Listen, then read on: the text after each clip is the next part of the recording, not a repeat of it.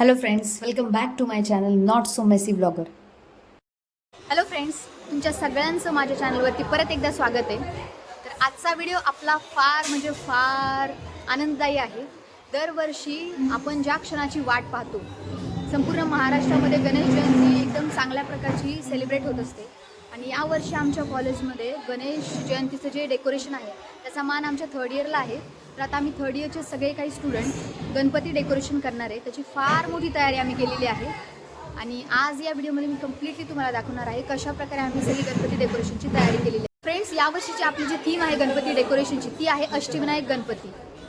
काहीच दगड आलाय, दगड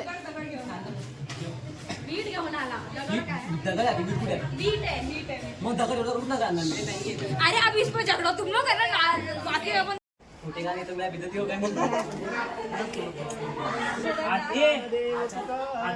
कॉलेजमधले आपल्या गणपती डेकोरेशन कॉलेजच्या मल्टीपर्पज मध्ये होणार आहे. हा आहे त्याचा प्लेस. आता इथे आम्ही फोडणार आहे नारळ.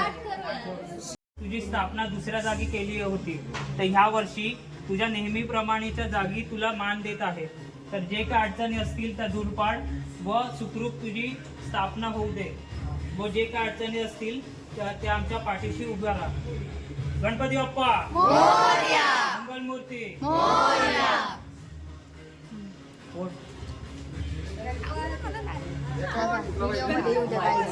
व्हिडिओ येईल.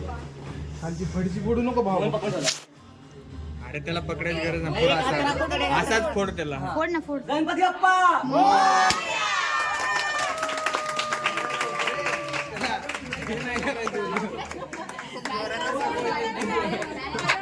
तर फ्रेंड, जसं की या वर्षीच्या आपल्या गणपती बाप्पांच्या डेकोरेशनची जी थीम आहे ती अष्टविनायक गणपती आपण ठेवलेली आहे.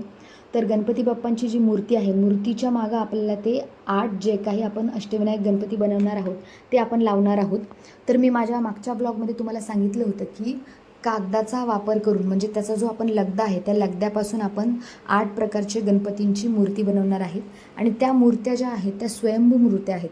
स्वयंभू मूर्ती म्हणजे नैसर्गिकरित्या तयार झालेल्या मूर्तीचं मंदिर असं म्हटलं तरी चालेल. तर जर तुम्ही तो व्लॉग बघितला नसेल तर कम्प्लिटली तो व्लॉग पहा. काजल, कसं वाटतंय? गणपती बाप्पा येणार आहेत. चांगलं वाटतंय. ओम, तुला काय वाटतंय? खूप मस्त. मस्त. काम काय करतोय की नाही? हे बघ ना, पार्ट टाइम करतोय, हे पण करतोय आणि हे पण करतोय. काहीच, हा मुलगा काहीच काम नाही करत, फक्त बसलाय. बोला अनुरागजी. गणपती बाप्पा मोरया. आता आपल्या महाराष्ट्रामध्ये जे काही अष्टविनायक गणपती मंदिर आहेत, जसं की जो मोरगावचा आपला गणपती आहे मोरेश्वर, तो एक मानाचा गणपती मानला जातो. त्याच्यानंतर सिद्धिविनायक गणपती आहे. श्री विष्णू भगवानांना सिद्धी देणारा हा गणपती आहे. आणि अष्टविनायकांपैकी हा एकमेव गणपती आहे जो उजव्या सोंडेचा गणपती आहे.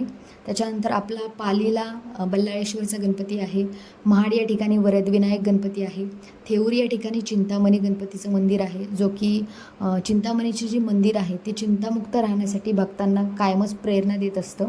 त्याच्यानंतर लेण्याद्री या ठिकाणी गिरिजात्मक अष्टविनायक गणपतीचं मंदिर आहे. ओझर या ठिकाणी विघ्नेश्वराचं मंदिर आहे. आणि आपल्या पुणे जिल्ह्यातील रांजणगाव, जे की आपल्या शिरूर तालुक्यात येतं, त्या ठिकाणी महागणपतीचा गणपती आहे.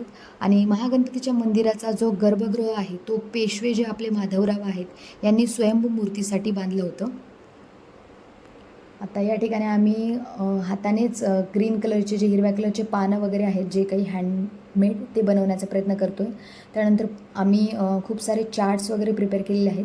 आणि या चार्ट्स आम्ही पिलरवरती मल्टीपर्पज जो काही आहे त्याच्यावरती लावणार आहे. यावरती सर्व प्रकारची अष्टविनायकची माहिती असणार आहे. आणि या सर्व 8 प्रकारच्या मूर्त्या आम्ही हाताने प्रिपेअर केलेल्या आहेत, बनवलेल्या आहेत.